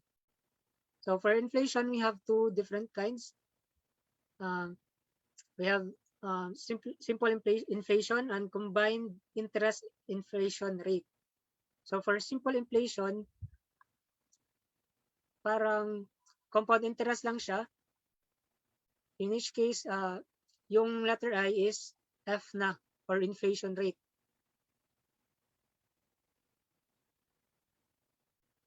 And for combined interest inflation rate, so meaning we are given with interest rate and we're also given with inflation rate.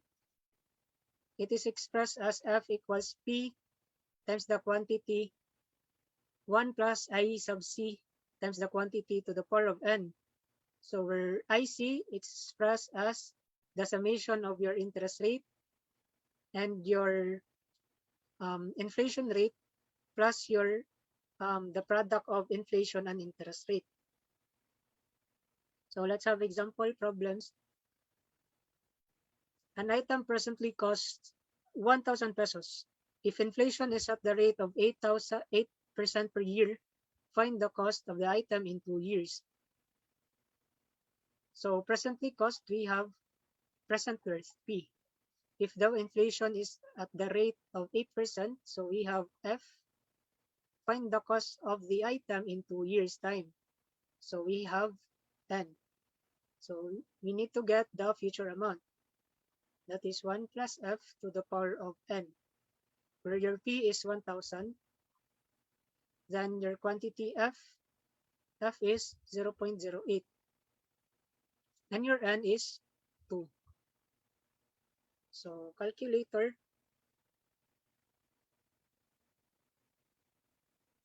So 1,000 times 1.08 to the power of 2.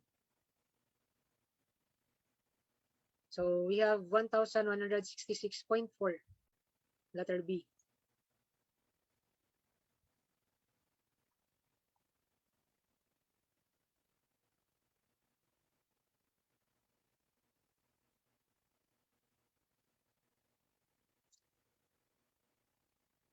Next, find the inflation rate if the future amount of 100,000 for a period of 8 years is 341,655.49.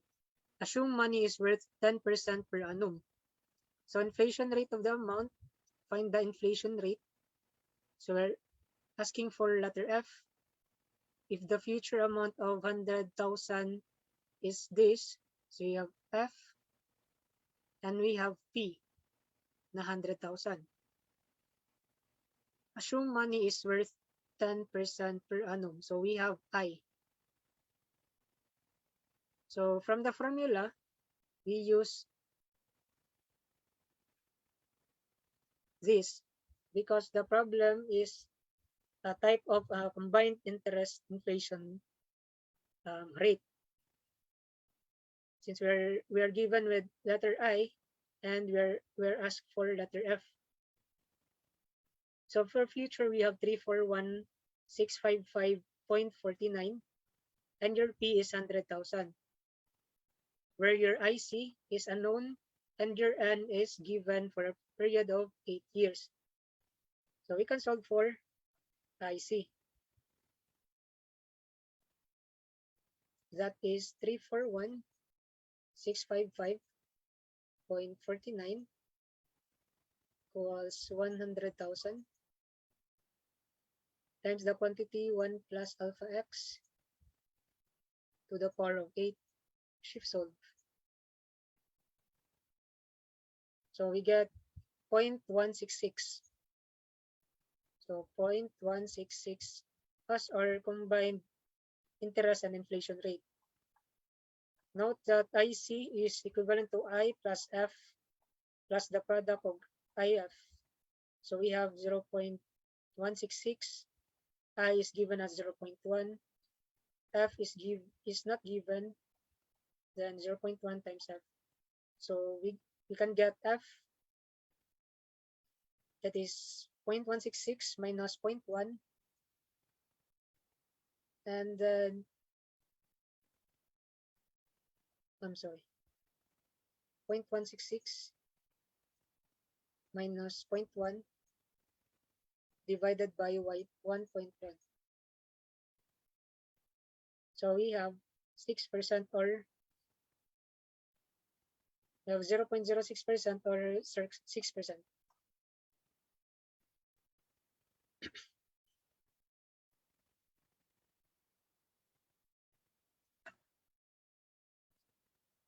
Okay, so far so good ba guys? Okay lang ba?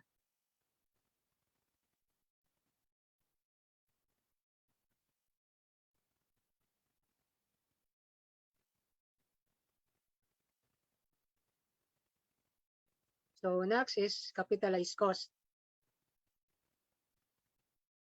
So for capitalized cost, it is the cost incurred in the purchase of and for financing of fixed assets.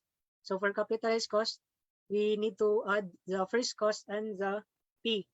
P represents the annual operating and maintenance cost, which is assumed to be in perpetual annuity. So naka-perpetual annuity to.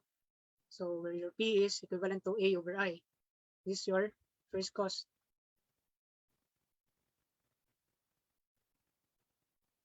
So sample problem. Find the capitalized cost of a structure that requires an initial investment of 1.5 million and an annual maintenance cost of 150,000. Assume money is worth 15% compounded annually. So we have an initial or your first cost, and we have an annual maintenance cost, that is your annuity. And the 15% compounded annually is your rate of interest. So to get the capitalized cost, we need to add the first cost and your perpetual annuity. That is 1.5 M plus your P, which is 150K over 0.15. So that is 1.5 plus 0.15 or 150,000, then 0.5. I mean 0.15. So we have capitalized cost of 2.5 M or 2,500,000 pesos.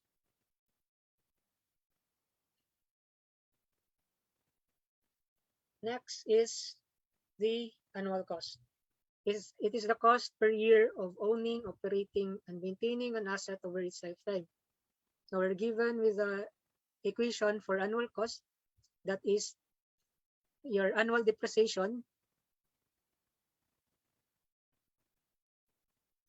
plus the interest on you of your first cost and the operating and maintenance cost. So for problem, find the annual cost of structure that requires 15 million to build with a salvage value of 2 million over 12 years if the interest rate is 6%. So we have an initial cost of 15 million, the salvage value of 2 million,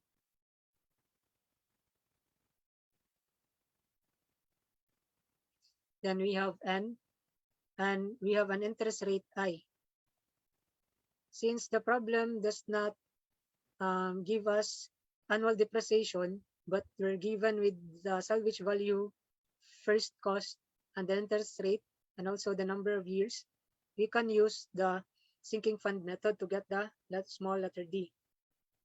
So for a sinking fund, recall that for a sinking fund, to get small letter d, we need to subtract the first cost and the cost of the salvage value.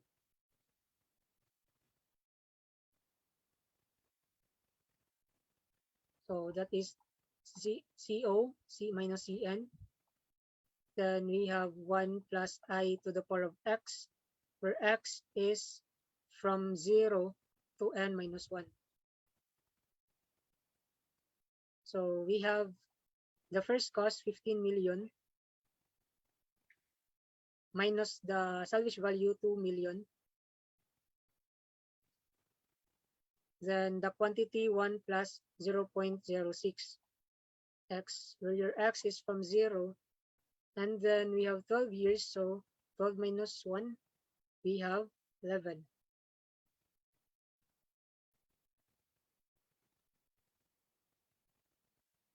So using calculator, that is summation of quantity 1.06 to the power of alpha x, then from 0 to 11. So we multiply this by 1 million.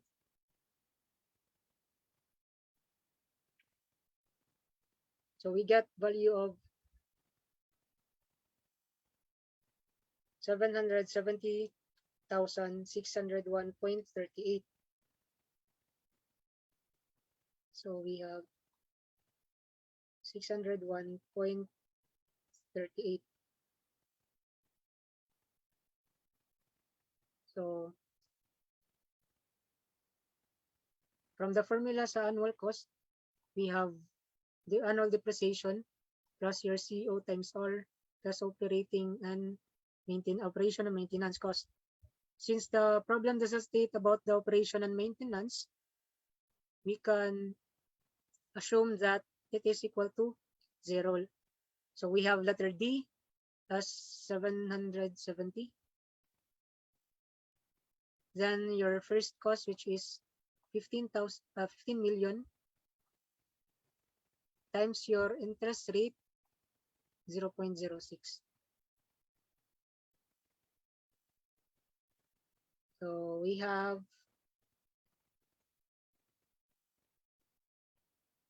15 million, then multiplied by 0.06. So that is 1,670,601.38 pesos, or approximately equal to letter C. So we have 1,670,602.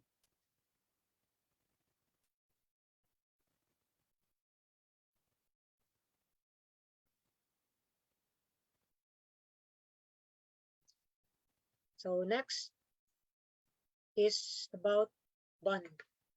So bonds are investment securities where an investor lends money to a company or a government for a set period of time in exchange for regular interest payments.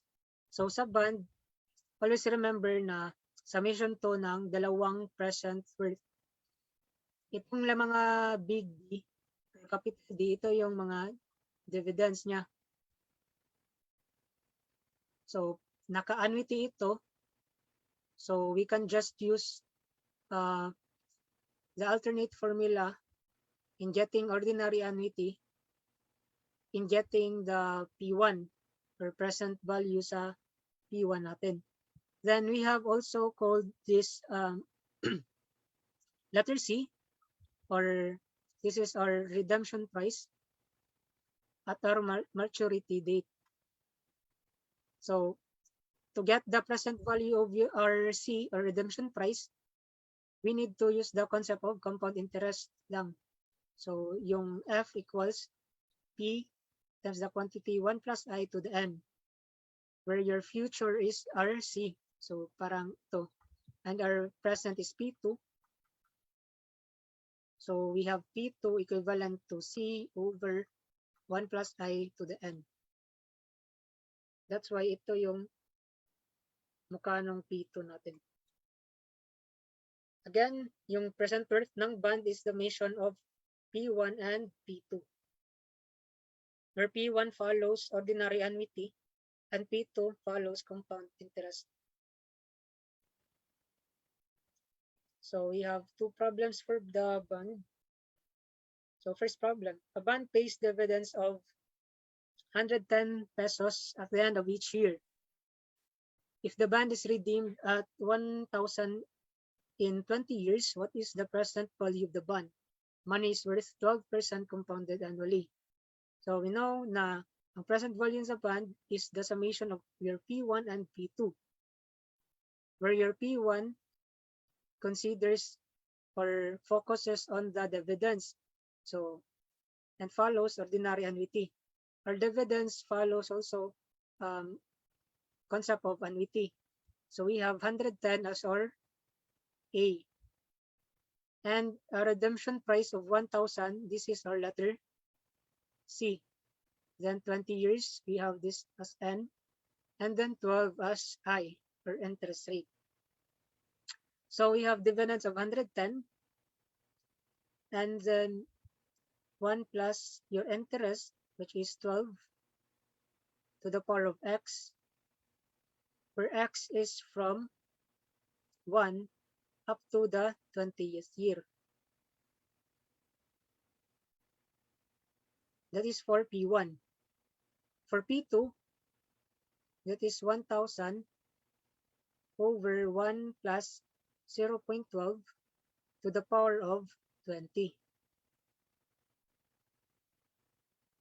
So using calculator, we will get the present worth of the bond. So that is the summation of 110 over 1.12 to the power of alpha x is from 1 to 20. Sorry. So we need to add the P2. So 1,000 over 1.12 to the power of 20.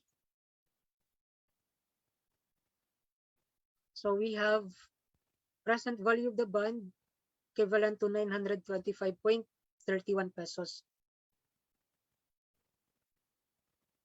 925.31 pesos.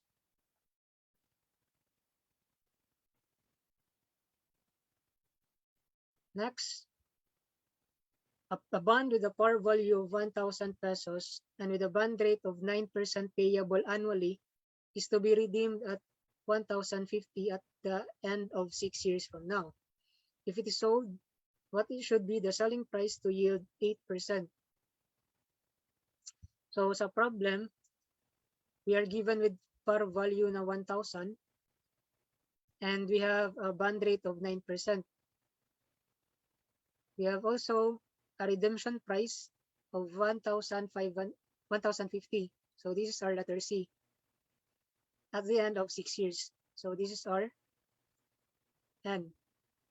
What should be the selling price if it yields 8%. So, if ganitong problem, we're given with a par value, then we are given also two interest rates. We use this yielding interest rate, 8%, as RI, since this 9% is only for the bond rate. And we're not given with the dividends kasi sa formula natin, it involves A or yung dividends natin. So to get it, we just multiply the par value na 1,000 by the bond rate na 0.09. So for that, we use the concept sa bond na summation ng dalawang P1 at P2.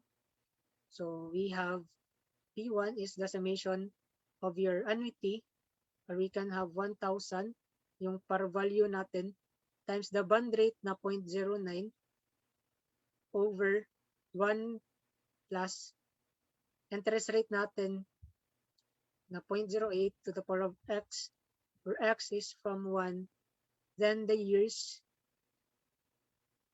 limit is 6. Then your P2, we have a redemption price of 1,050. Then we divide it by 1 plus 0.8 to the power of 6.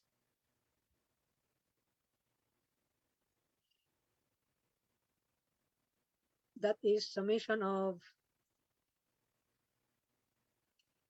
1,000 times 0.09, then all over sa quantity ng 1.08 to the power of x, which is from 1 to 6,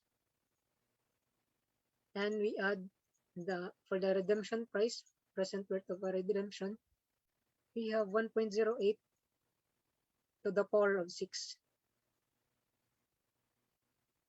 So we have value of 1,077.74 as our total present worth of our bond.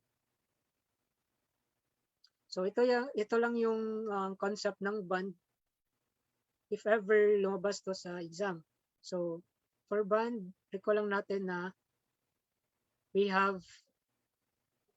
need to add P1, P2. P1 is for the dividends or the annuity form, while P2 is for the redemption price. So yan lang yung concept sa bond. So last topic is break-even analysis. So at some point, if we have as shown in the illustration, if we had an income that is this line, and we have expenses, at some point sa graph natin, magkaka-equal yun na ang ating income at yung expenses. At that point is called the break-even point. So income equals expense. Sample problem. A steel drum manufacturer incurs a yearly fixed operating cost of $200,000. Each drum manufactured costs $160 to produce and sells for $200. What is the manufacturer's break-even sales volume in drums per year? So still the concept of income equals expense. So sa first statement, we incur a fixed operating cost of 200,000. So that is expense, 200,000. Then each drum manufactured cost 160 to produce. So it costs 160 per drum. Since the break-even number of drums at break-even point is not given, so we assume this as letter X, and sells for $200. Since we sell it for $200, this will be our income. So that is $200 times the break-even number of drums. So what is the manufacturer's break-even sales? So we need to find x. Using CalQ, that is 200 alpha x. We equate it to 200,000 plus 160x. Shift solve. So we get x as 5,000. So this is 5,000 drams.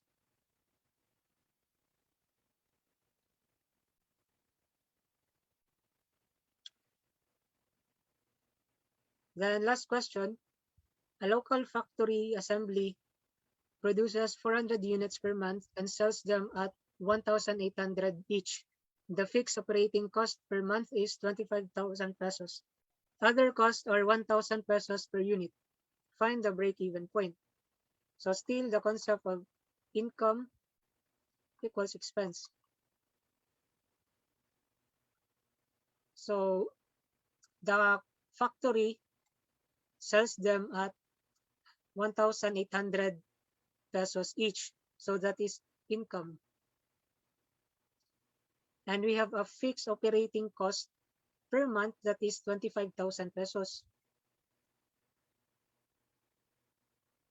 And other costs are 1,000 pesos per unit. So since it is a cost, so expense. So we need to get value of x. Sa problem, may given na 400 units per month. But we don't need the 400 kasi we need to get the break-even point. So hindi mag-matter yung 400 sa solution natin kasi we need to get the number of assembly sa break-even point. So we have alpha x, then 25,000 plus 1,000, then x. Then we shift solve. So we get value of x as 31.25. And sa units, so sa choices natin, yung pinakamalapit is 32 units. So we choose letter A as our answer. So this is a concept of break-even analysis. You just equate your income sa expense natin.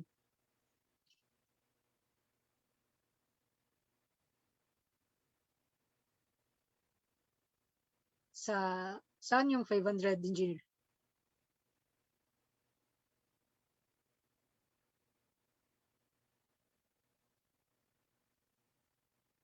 Ah.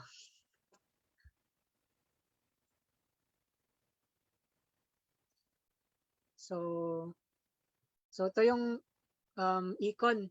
So sa last board exam ng April 2022, may lumabas na a number of items na about econ.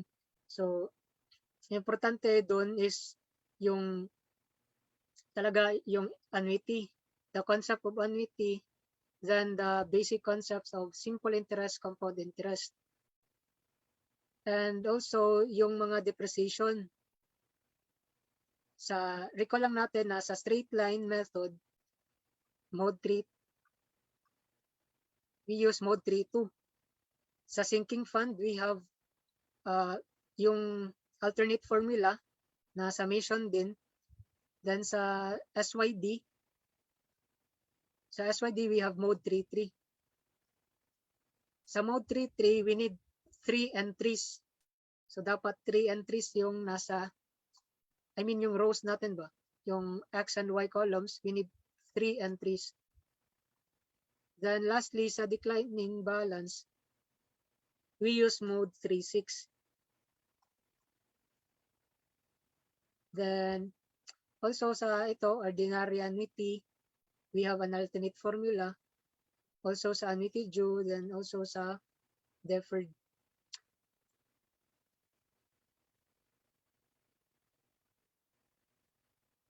So, guys, kamusta?